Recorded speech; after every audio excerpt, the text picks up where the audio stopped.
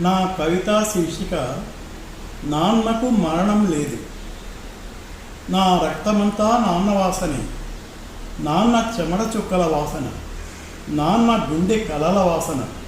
నీ నడుగు వేస్తే బయట బంగారు మార్గంలో రాళ్ళు ముళ్ళు అడ్డు తొలగడానికి దారంతా ఊచిన నాన్న ఊపిరి వాసన. నాన్న ఒళ్ళు వెచ్చ చేసినప్పుడు నాన్న కాచిన కన్నీటి చుక్కలే నా గుండెలపై చెరగని ఈ నల్ల మచ్చలు.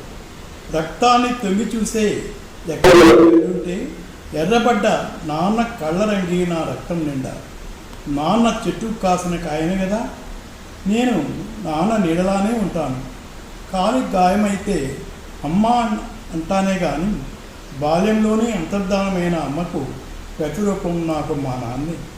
నాన్న లేడన్న వేతి తీర్చడానికి నా కొడుకుని ఒరే నాన్న అని పిలుస్తాను. నా కోసమే బ్రతకంతా తారపోసిన నాన్న నా ఆత్మ పరిమళంలో బ్రతికే ఉన్నాడు. నా కొడుకు గొంతులో నాన్న అన్న పిలుపు మా నాన్న పేరిట అంకితమిస్తున్నాను.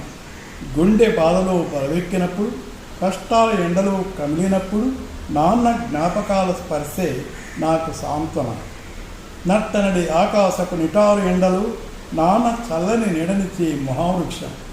అమ్మా నాన్నని దూరం చేసుకుంటున్న కాల బానిసలకి అర్థం కానిది నాన్న పుట్టినరోజు మర్చిపోయి నాన్నకు పిండం పెట్టాల్సిన రోజు గుర్తున్న సామాజిక పిరిగి పందలకి బోధపడేది.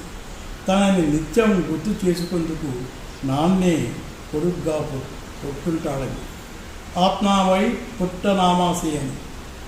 నాన్నంటే నిత్యం ప్రవహించే జీవనది అని.